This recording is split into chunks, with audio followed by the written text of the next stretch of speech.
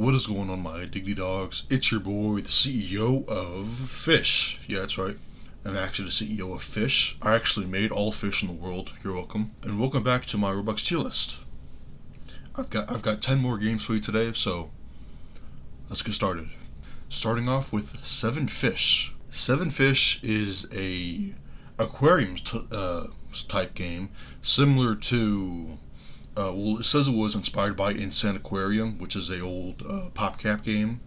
Except, unlike Insane Aquarium, this game does not have as much in it. There's like a few things you can do. You just only buy fish and you feed them. And then you buy more fish and you feed them more. There are no like enemies to defend your fish against, and there's only like 2 types of fish.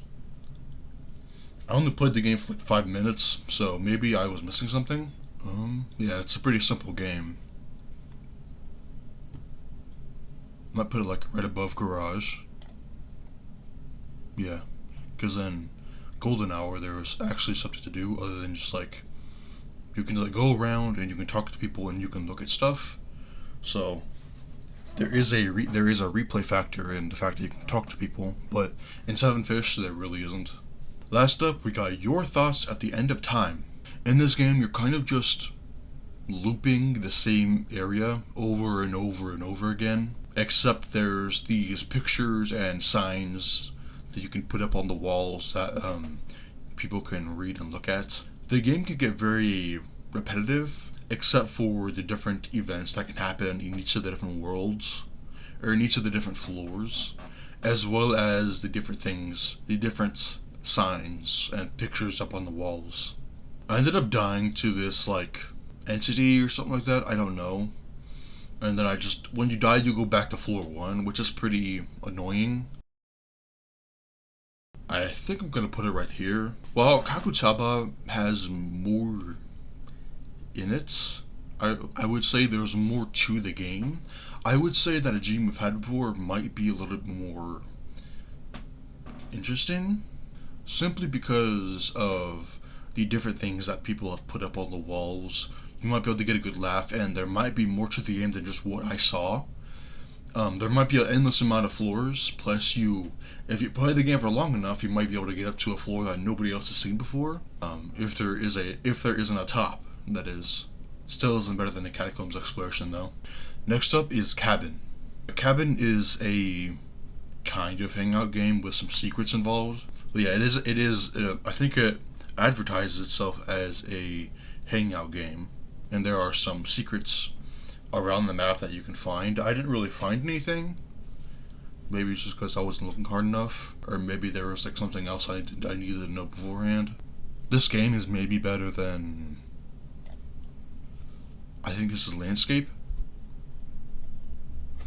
This game is better than Landscape because, well, actually no, it might be a little bit worse. The size of the map is similar to Schoolhouse, but Landscape is just way bigger, and there's more to do in it. Alright, next up we got Crawl. Crawl was a very frustrating game for me.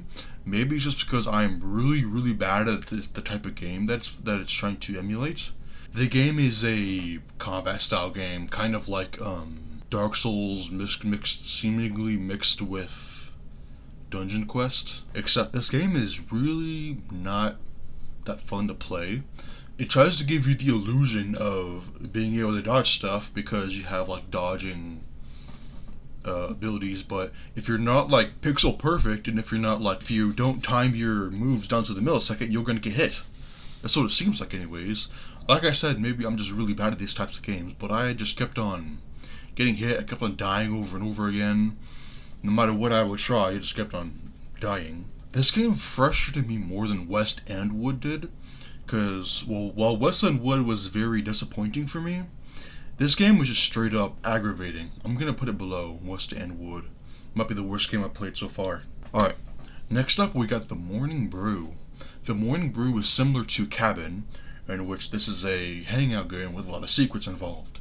Except this game was a little more frustrating than Cabin was, because I can see where I'm supposed to go by using the shift lock mechanic thing, but then I have no idea how to get into some of these places I'm supposed to go. And for some of the badges, I just have no idea where the heck I'm even supposed to go. It was fun to be able to do more stuff than I was able to do in the cabin, but it was also at the same time kind of aggravating that I couldn't get to where I wanted to go to. Other than the secrets aspect of the game seems to be very cozy. It's like this diner place in the middle of nowhere.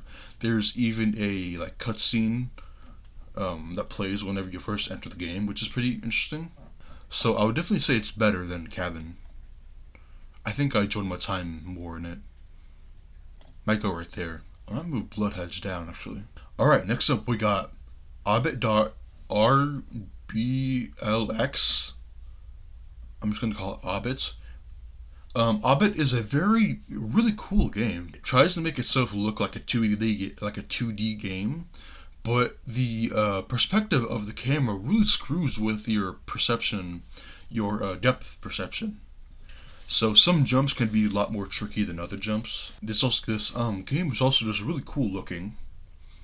The bright, vibrant colors kind of like makes it feel like a dream a little bit. The game also isn't too difficult. This game is an obby type game, so so it might not be for everybody. So I might put it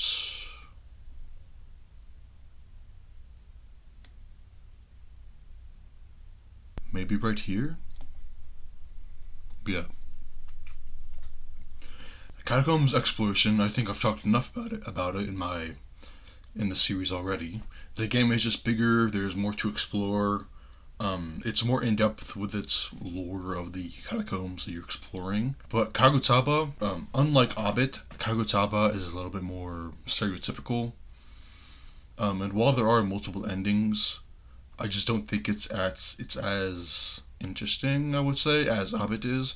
Obbit is a game that I've never really seen before. I've never seen anything quite like it. But like Kagutaba, there's just so many games just like it.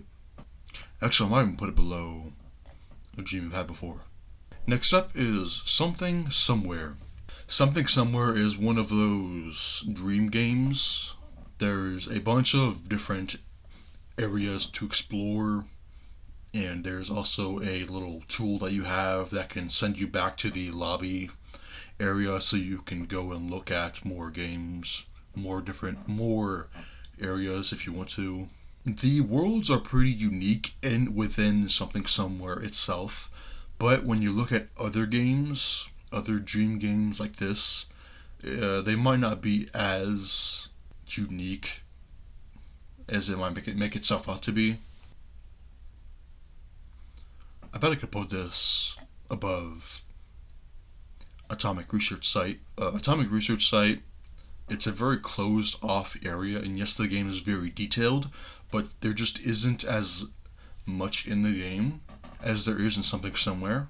But Kagutaba has like a story in it, and I think that story might be more interesting than in Something Somewhere.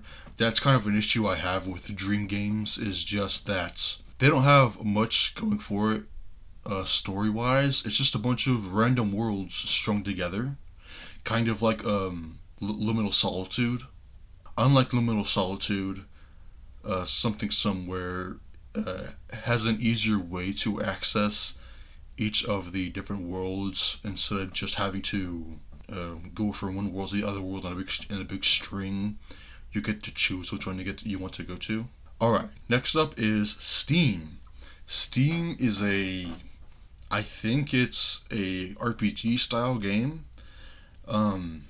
You're playing in this big city that's like kind of like very, I think it says it was very steampunk inspired. It looks more like it's inspired by just old architecture in general. There's like pipings everywhere. You're in this big city that's surrounded by walls, and there's just so many pipes. I don't know why there's so many pipes.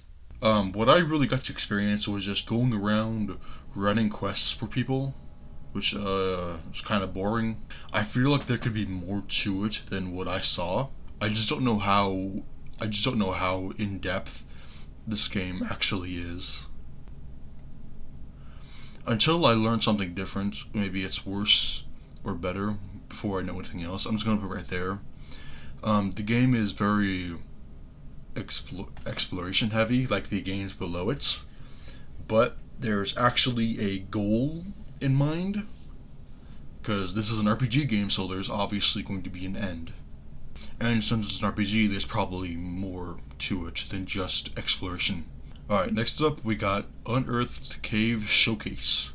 This game is similar to Garage, where you are playing in this big cave. The camera is fixed at a certain point, and you can walk around and kind of just exist in this specific setting. This game might be better than Garage just because of the fact that it's bigger. And I think it looks better, but there really is just nothing else in it other than looking at it. So that's why I'm going to put it just directly above Garage. But it's still not that great in terms of being a video game. Last game up, we've got Your Last Thoughts at the End of Time. Your Last Thoughts at the End of Time is similar to a dream we've had before. This was also recommended by somebody in the comment section of episode 4. So, once again, shout out to that guy. Also, similarly to a dream you've had before, it is a note game where you can leave a note anywhere that you want, and then people can come and look at it. But unlike a dream you've had before, there's a way bigger area to explore. Well, maybe not bigger, but just, I would say, more in-depth, more detailed maybe. There's also, when you're exploring around, there's this big circle of angels surrounding the starting area. When you leave that circle, the game gets really dark, and these big balls of different shapes and color, of different sizes and colors will hunt you down at like Mach 3. They kind of like endlessly build up speed until they eventually pass you, or until they run into you. If they run into you, it makes a loud jump scare noise, and then you die and you go back to the spawn. Or if they miss you, they'll just like slow down and come back at you. Eventually it'll lead to them kind of just like slowly chasing you if you can dodge them correctly. A little strategy that I found out how to do is, if you zigzag, go back and forth while also jumping, it kind of gives you a better chance of dodging whatever's coming at you, because you just cannot see anything. That also makes it harder to go to the different areas that this game has to offer. You can see the different areas, but like I just couldn't really get to any of them because I kept on dying. I think this game is better than a dream you've had before, but I don't think it's better than Obbit. Like I said, Your Last Thoughts at the End of Time might just have like, it's more interesting than a dream you've had before, but I don't think it's as fun to play as Obbit is. Alright, that was my tier list. Stick around because there is going to be more to come. I hope you enjoyed, and I'll see you later. Bye.